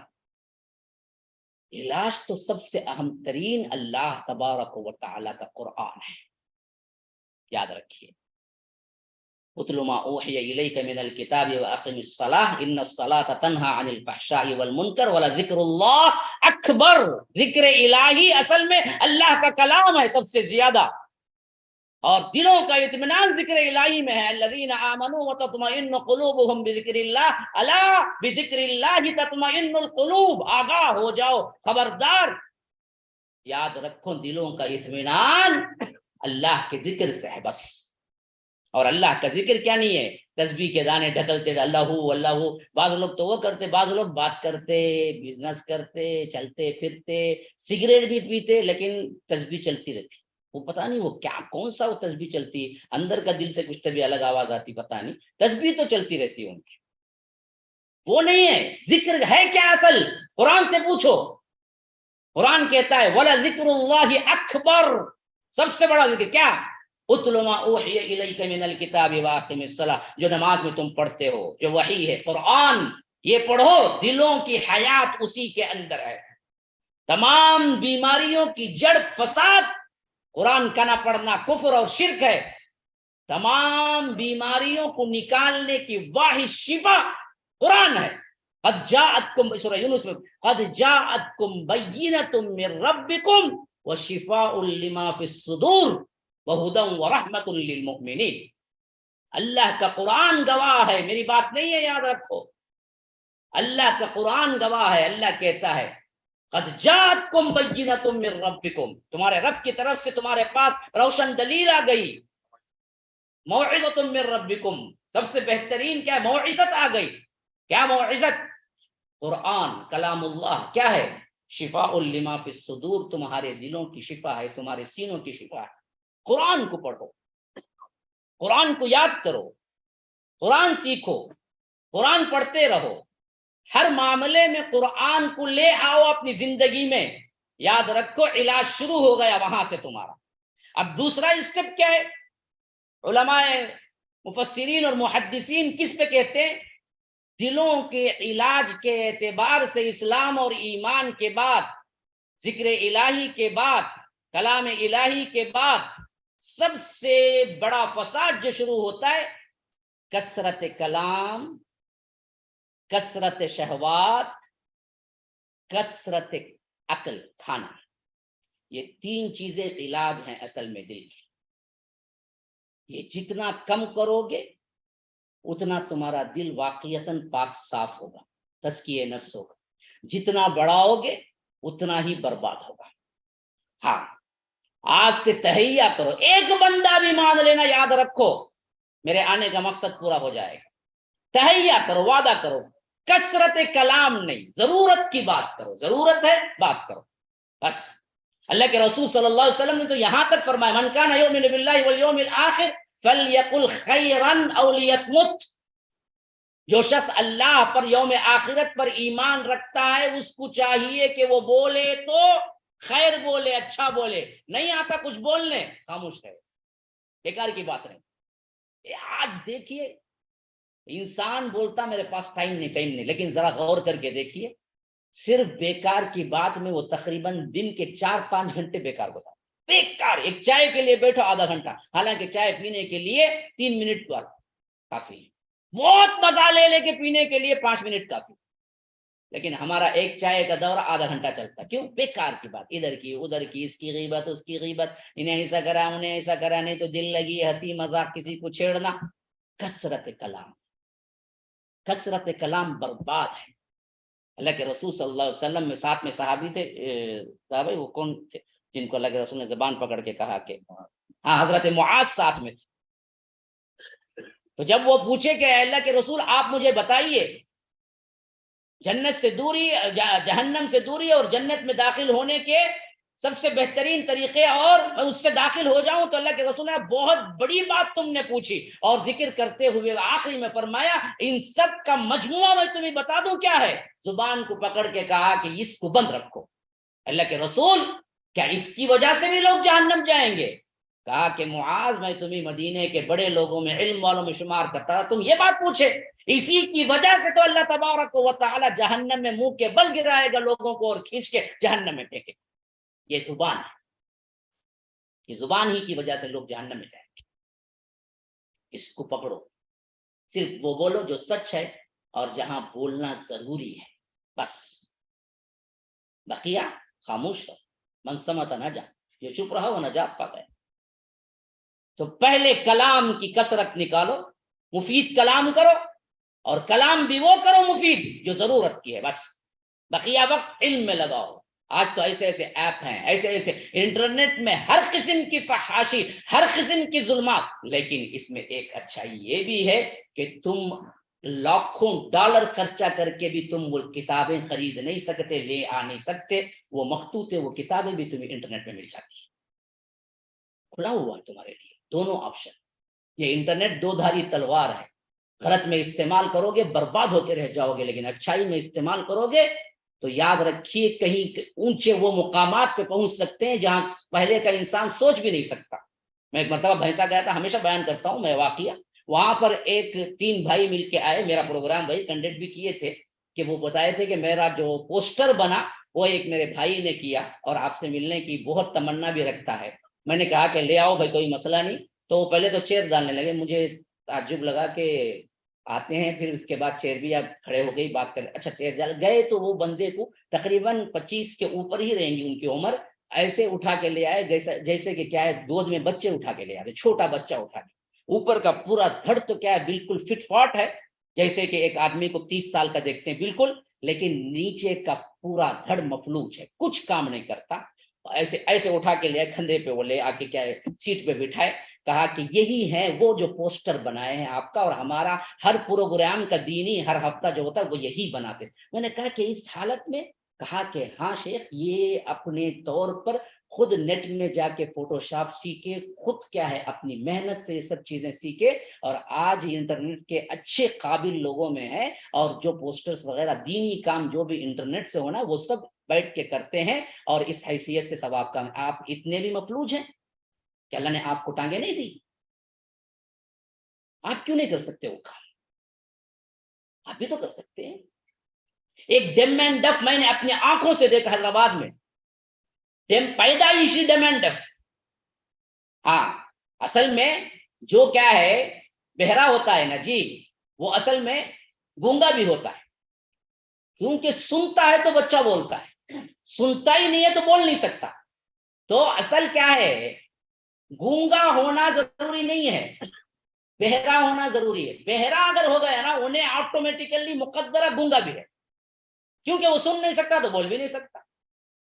اگر وہ سنتا ہے نا، اگر کچھ بات نہیں آئی تو بھی کم از کم کچھ تو بول سکتا ہے۔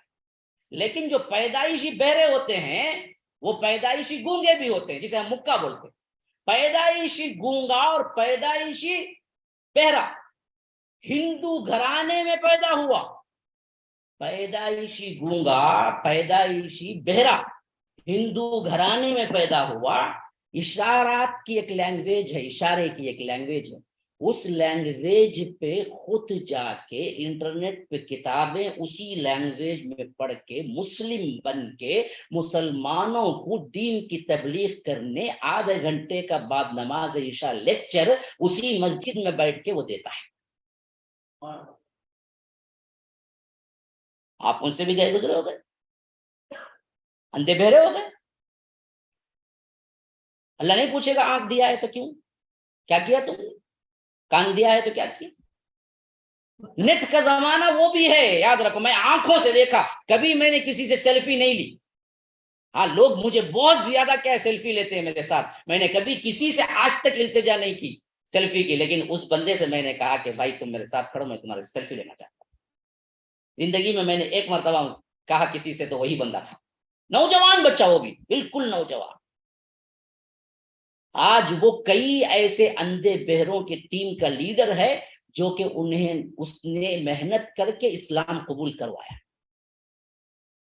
غیر مسلم اندھے بہروں کی وہ لینگویج جو ہم کو پتا بھی نہیں ایسی ایک لینگویج ہے، اس لینگویج کے تھرو وہ دعوت کر کے اس ٹیم کو وہ ابھی بھی لیکچر دیتا ہے احادیث قرآن کا، اور وہ کئی ہیں، ایک دو نہیں ہے، 20-25 افراد تھے اس وقت جن کو وہ عشاء کے بعد بیٹھ کے مسجد میں دیتا، اور گورنمنٹ کی طرف سے صرف 1,500 روپئے اسے ملتے۔ اماں بابا دونوں جو کیے، انہیں مسلم بنا بول کے گھر سے باہر نکال دیے، کوئی اس کا ٹھکانہ نہیں، مسجد میں رہتا، وہ 1,500 میں کچھ لیتا، ادھر ادھر سے کھا لیتا، اسی 1,500 میں، کیونکہ انڈا اور بیرا ہے تو گورنمنٹ 1,500 دیتا، اس میں وہ نوکری کر کے کیا کر رہا ہے، کھا رہا ہے۔ اس سے بھی گئی گزری حالت کسی کی ہے آپ میں؟ جب وہ یہ کر سکتا ہے تو تم کیوں نہیں کر سکتے؟ اللہ تب پوچھے گا تو کیا جواب، کیا ہے ہمارے پاس جواب؟ تو مفید کلام، حق بولو، بقیہ وقت علم میں لگاؤ، سیکھو، ان سینٹروں سے فائدہ اٹھاؤ، شیوخ سے فائدہ اٹھاؤ۔ کبھی کبھار ایک بیان میں آ گئے تو کوئی بڑا کارنامہ نہیں ہے میرے بھائی، مستقلاً سیکھنا یہ اصل میں کارنامہ ہے۔ ہاں، یہ اصل میں کارنامہ ہے، کچھ بنو۔ اور اسی طرح نظر بھی کنٹرول، نظر کو دراز کرو گے تو بدنگاہی میں تبدیل ہوگی، بدنگاہی میں تبدیل ہوگی تو یاد رکھو دل کی غلاظت کا واحد ذریعہ نظر اور کان ہے۔ علماء سلف کہتے ہیں دو ہی اس برتن میں جانے کے دو ہی سوراخ ہے، ایک دیکھنا، ایک سننا، یہ دو سوراخوں کے درمیان جو دل میں بھرو گے وہی رہے گا۔ دیکھنا حلال ہے، سننا حلال ہے تو دل بھی پاک ہے، دیکھنا حرام ہے، سننا حرام ہے، دل بھی حرام اندر لے جائے گا۔ نظر کو نہ بڑھاؤ، نظر کو نیچی رکھو، جتنا دیکھنا ہے اتنا ہی دیکھو، جو نہیں دیکھنا ہے نہ دیکھو۔ اس حد تک اپنے آپ کو احتیاط کرو تو کسی کے گھر میں داخل ہوتے بھی ہیں تو پھاڑ کے مت دیکھو گا۔ بعض لوگ بڑے بے ادب ہوتے ہیں، فوری طور پر سب پہ نظر ڈالتے ہیں، نہ، نگاہیں نہیں. اللہ کے رسول صلی اللہ علیہ وسلم شرمیلی لڑکیوں سے بھی زیادہ شرم و حیا کے پابند تھے اور ایسی نگاہیں نیچے رکھتے تھے کہ کبھی اٹھا کے نہیں دیکھتے تھے. ہاں مردوں کو بھی پھاڑ کے نہیں دیکھتے تھے. یاد رکھو نگاہ کو دراز نہ کرو. نگاہ جتنا کم استعمال کرو گے اتنی ہی تمہارے لیے دل کی بیماریوں کے لیے شفا ہے. تیسری چیز شہوات ہیں. شہوات میں کھانے کا بھی آ جاتا ہے اور شہوتیں بھی آ جاتی ہیں. دونوں میں کھانے کی حرص اور جنسی حرص, ان دونوں پہ کنٹرول آج پوری دنیا اسی کو اصل میں سب سے زیادہ استعمال کر رہی ہے حربے کے طور پر. ان دونوں کو کنٹرول کس نے کر لیا نا, یاد رکھو وہ اپنے ایمان کو بچا لیا. کھانے میں بھی لیول کا کھاؤ, جتنا ضروری ہے اتنا کھاؤ. تمہارے سامنے 1000 کھانے جوڑ دیے گئے, یہ بھی ہونا وہ بھی ہونا, یہ بھی کھاتا, وہ ذرا دیکھنا وہ ذرا دیکھنا, بعد میں جا 4 دن پڑ کو آتا, پھر بھی عقل نہیں آتی, پھر کھاتا. کیا ضرورت ہے اتنا کھانے کی؟ اتنا کھاؤ جتنی ضرورت ہے, کم سے کم کھاؤ, مفید چیزیں کھاؤ. ورنہ تو دل کیا ہے, دل کی پوری مستیاں یاد رکھو پیٹ سے جڑی ہوئی. ہمیں ہی بولتے نا تو بڑا پیٹ بھرا رہے, پیٹ بھرا تو تمہیں کیا کرتا, مذاق میں آتا. کون تیری بھوکا مذاق کرتا اس جگہ پتا تمہیں؟ بھوکا مذاق نہیں کرتا. بھوکا مذاق کرے تو چڑھتا الگ, یہی میں الگ بھوک سے ہوں, تمہیں کیا جی مذاق کر لے ہوگا. تو بھوک سے مذاق نہیں آتا کبھی بھی, مذاق تو پیٹ بھروں کو آتا ہے. اس واسطے پیٹ بھر کے مت کھاؤ. اللہ کے رسول صلی اللہ علیہ وسلم سنت ہی یہی رہی کہ پیٹ بھر کے نہیں کھائے کبھی, ایک حصہ خالی رکھو. بولے تو زیادہ نہ کھانا, یہ علاج ہے. اسی طرح شہوت, حیاداری, اللہ کے رسول صلی اللہ علیہ وسلم نے فرمایا انبیاء کے کلام میں سب سے بہتر, ہر نبی نے کہا ہے اور میں بھی, اذا لم تستحی فاصنع ما شئت. حیا نہیں جو چاہے کرو. وہی حالت ہماری آج ہے, حیا نہیں چلی گئی, جیسے چاہے کرو. بندر کے سر کے بالا رکھ لیتا, کوئی چیل کے سر کا, اوپر سے پرندہ گرنا دے تو گوشت سمجھ کو لا کیا ٹھونگ مار ڈالے. ویسے بالا ادھر بھی کٹنگ ادھر بھی کٹنگ, بیچ میں ایک چھوپڑا وہ بھی ایسا گرتا ہوا. اب اوپر چیل دیکھی, انہیں کہیں پرندہ سمجھ کو مار ڈالی, بولے انہیں چل جانا اوپر. کون ایسا رکھو بولے اسے, کون بولے نہیں نا. عجیب و غریب بنین ان کے ٹی شرٹ, ان کی لباس دیکھو عجیب. بعض لوگ تو نماز پڑھنے ہمارے یہاں آتے ہیں, پتہ نہیں یہاں ہے, بالکل سجدہ کریں گے تو انر ویئر پورا نظر آئے گا, کون سی برانڈ کا پہنا انہیں, کب لیا کب دھویا, سب معلوم ہوگا اس میں. لا حول ولا قوت الا باللہ. کیسا معاملہ ہے, حیا ہی چلی گئی.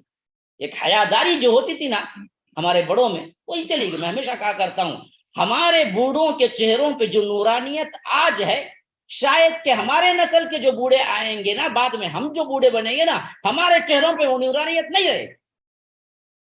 لوگ پوچھتے ہیں چاچو ایسا کیوں کہتے, میں نے کہا کہ یہ میں اس واسطے کہتا ہوں کہ ہمارے زمانے کے بوڑھے نیٹ کیا ہے دیکھے ہی نہیں.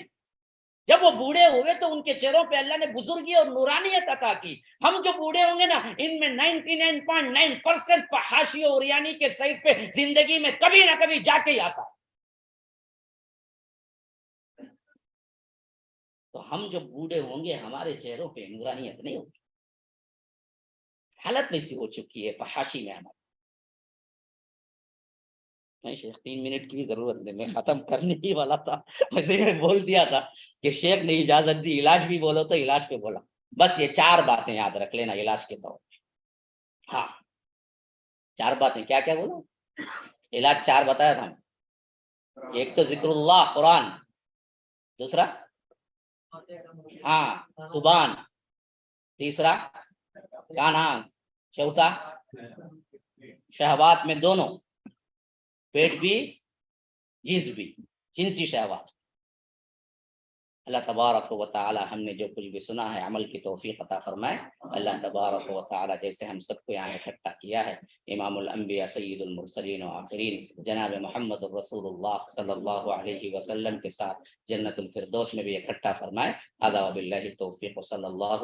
الحسنہ یونیورسٹی, یہ ہے پلاٹ اس طرح, یہ 4 ایکڑ کی زمین ہم نے کیا یونیورسٹی کے لیے مخصوص کر دی ہے, پورے 4 ایکڑ.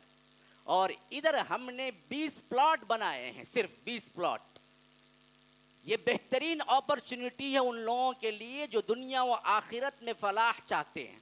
ہاں واقعتاً, کیونکہ اس کے بعد جب یونیورسٹی آ جائے گی اور اس کے بعد اس کی قیمت یا اس میں ہم چاہ کے بھی جگہ نہیں دے سکتے، لیکن اب ہم نے اس کے لیے 20 پلاٹ بنائے ہیں اور ہر پلاٹ 21 سینٹ کا ہے، یعنی 9,200 اسکوائر فٹ کا ایک پلاٹ ہے، 9,000 تقریباً 4 گراؤنڈ بنتے ہیں۔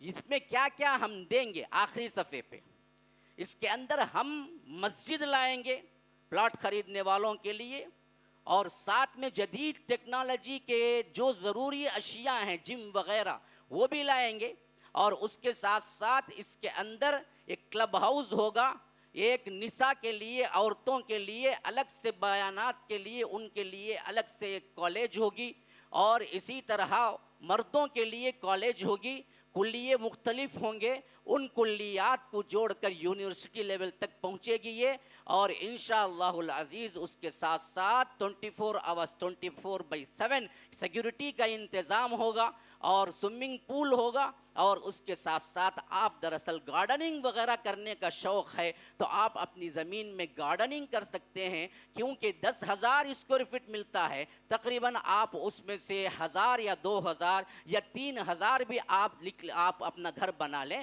بقیہ آپ کے لیے 7,500 یا 7,000 کا آپ کے لیے وقفہ ہے کہ آپ جو چاہیں اس میں بنا لیں، اور اس کے علاوہ سب پوروں کے لیے اس میں اسکولنگ پری کے جی ٹو لے کر 12 تک پورا انتظام ہے، بچہ باہر جانے کی ضرورت نہیں، 12 کے بعد انشاءاللہ پھر اس کے بعد کالج انشاءاللہ وہیں پر پڑھے گا، اعلیٰ ترین ڈگری تک اس کو پہنچانے کے لیے ہم نے دین کے ساتھ دنیا بھی جوڑا ہوا ہے، باقاعدہ اس کو بیچلر ڈگری اور ماسٹر ڈگریاں دی جائیں گی، ایک الگ سے شعبہ بھی ہوگا خالص دینیات کے لیے۔ اچھا ایک بات اور بتا دوں، یہ 21 سینٹ ایک آدمی کے نام پر ہی نہیں، 2 3 4 آدمیوں کے نام پہ بھی رجسٹر ہو سکتا ہے، آپ میں ہی اپنے لوگ 4 لوگ 7.5 لاکھ مل جائیں گے، 4 لوگ تو 4 لوگ رجسٹر کر کے اپنے آپ کو الگ کر کے ان کی اپنی زمین بن جائے گی، یہ بھی ہو سکتا ہے، ایک ہی آدمی خریدنا ضروری نہیں ہے، 4 آدمی مل کے بھی خرید سکتے ہیں، 6 آدمی مل کے بھی خرید سکتے ہیں۔ اس طرح ہم نے دراصل یہ 20 پلاٹ جو کیے ہیں، اگر اس کو 4 لوگ خریدیں تو 80 گھر آباد ہو جائیں گے یہ ٹاؤن شپ کے اندر۔ یہ اعلان عام ہے، آپ جو کوئی بھی کرنا چاہتے ہیں، اس میں ہم نے کیا کیا، ای ایم آئی بھی رکھا ہے، اگر کوئی 30 لاکھ دے کے خرید نہیں سکتا، 6 مہینے میں بانٹ کر وہ 6 لاکھ روپئے بھی دے سکتا ہے، کوئی مسئلہ نہیں، آپ لوگ اس کو غور کریں، جو چاہیں ہمارے ریسیپشن آفس کے اندر سے آپ لے لیں، جن لوگوں کے لیے ضروری ہے، اور جو لوگ اس میں انٹرسٹڈ ہیں وہ دراصل اپنا نام لکھوائیں، یا جو نمبرات ہیں ان نمبرات پہ آپ کانٹیکٹ کر سکتے ہیں،